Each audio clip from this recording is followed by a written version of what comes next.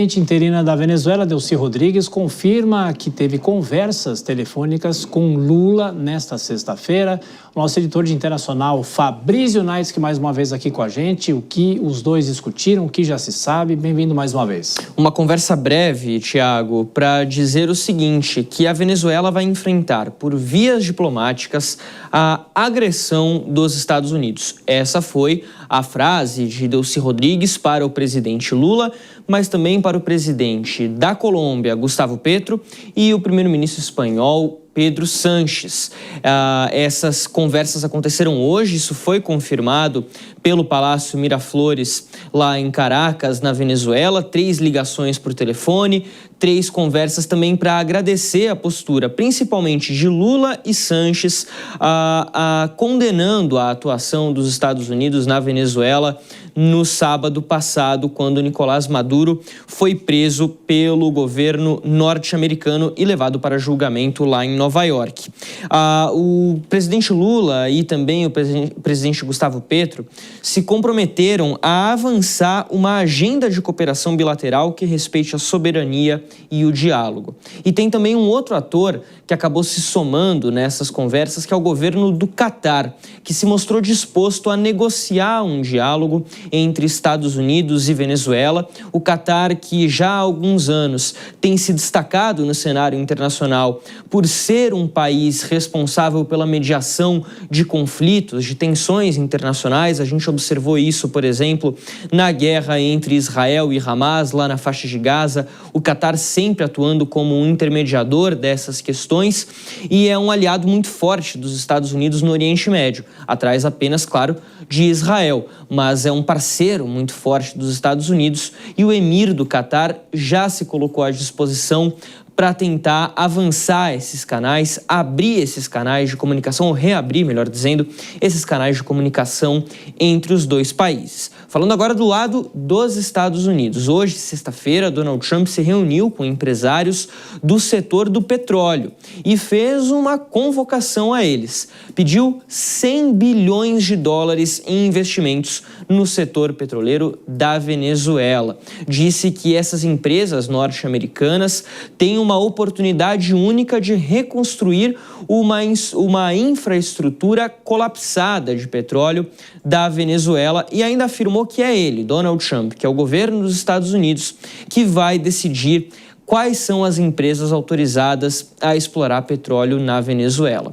Do lado das empresas, dos empresários, as reações foram um pouco mistas.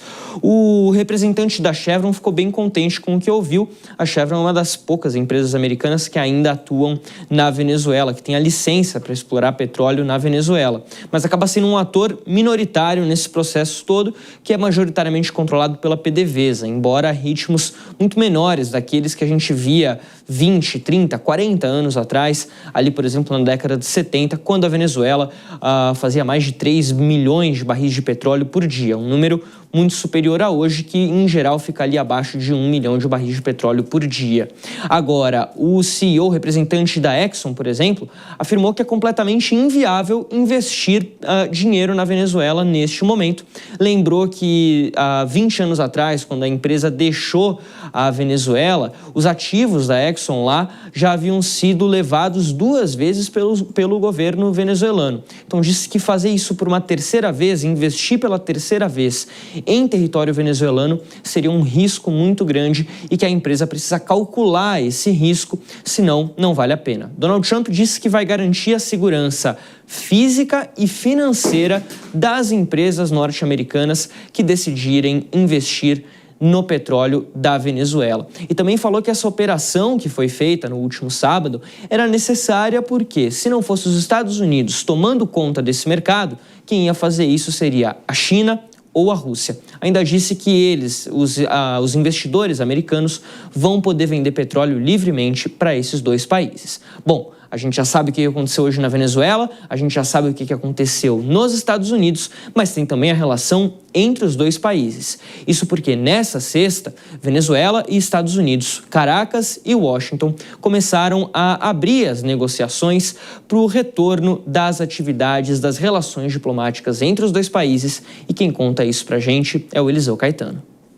O governo da Venezuela anunciou que iniciou uma fase exploratória de negociações diplomáticas com os Estados Unidos.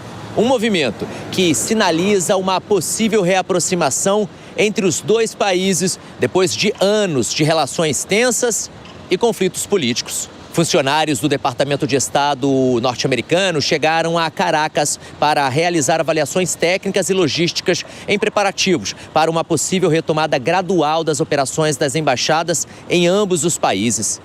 O governo venezuelano afirmou em um comunicado oficial que essa etapa faz parte de um processo exploratório com vistas a restabelecer as missões diplomáticas em Washington e em Caracas.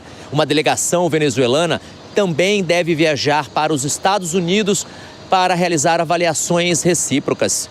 O presidente Donald Trump comentou que a liberação de prisioneiros políticos na Venezuela pode ser interpretada como um gesto de busca por paz e anunciou também o cancelamento de uma prevista segunda onda de ações militares contra o país. Esses passos foram percebidos por analistas como tentativas de reduzir o clima de tensão e criar um ambiente mais favorável à reabertura de canais diplomáticos. As relações entre Estados Unidos e Venezuela têm sido profundamente conturbadas desde que o governo venezuelano rompeu com os Estados Unidos em 2019, após disputas políticas entre o então presidente Nicolás Maduro e o líder da oposição, Juan Guaidó, reconhecido por Washington como presidente interino na época. O restabelecimento dessas missões diplomáticas poderia então marcar o fim de anos de isolamento político e de sanções e abrir caminho para negociações mais amplas sobre comércio, energia e estabilidade regional. Apesar do movimento em direção ao diálogo, ainda há muitos obstáculos. A legitimidade da liderança interina de Delcy Rodrigues é questionada por setores da oposição e também por autoridades políticas aqui nos Estados Unidos. Muitos detalhes sobre como qualquer reaproximação formal será estruturada ainda não foram divulgados.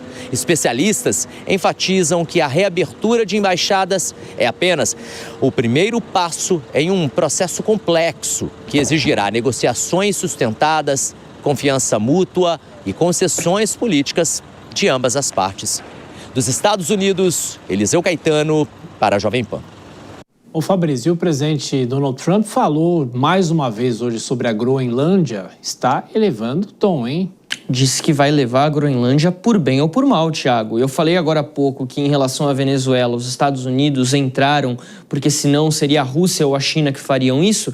E ele usou o mesmo argumento para justificar essa tomada da Groenlândia também nessa reunião de hoje. Disse que os Estados Unidos precisam dela pela segurança nacional, um discurso que ele já vem falando há algum tempo. A Groenlândia, a gente já explicou a importância financeira dela, econômica, por conta dos minerais de terras raras, mas também por conta da navegação na região do Ártico. O derretimento das geleiras, causado pelo aquecimento global, pelas mudanças climáticas, deve fazer com que a Groenlândia se torne cada vez mais importante para a navegação entre os países, para o comércio internacional por vias marítimas. Por isso, essa necessidade que os Estados Unidos entendem de tomar a Groenlândia, torná-la mais um estado norte-americano. E aí esse argumento, ou a Rússia ou a China vão pegar a Groenlândia se a gente não fizer isso, e a gente não pode ter nenhum desses dois países como nossos vizinhos. A Rússia já é vizinha dos Estados Unidos, né, por conta do Alasca, mas aí é outra história. Pois é, em 15 segundos, Jovem Pan Internacional no fim de semana. Jovem Pan Internacional de amanhã ao vivo, Thiago. A gente vai continuar repercutindo a situação da Venezuela, vamos receber especialistas para analisar tudo o que aconteceu ao longo da semana e projetar o que a gente pode ver nos próximos dias, se bem que tá difícil de fazer qualquer tipo de projeção, né? O amanhã tá bem certo. Sem dúvida. Bom fim de semana, estaremos por aqui também. Até amanhã.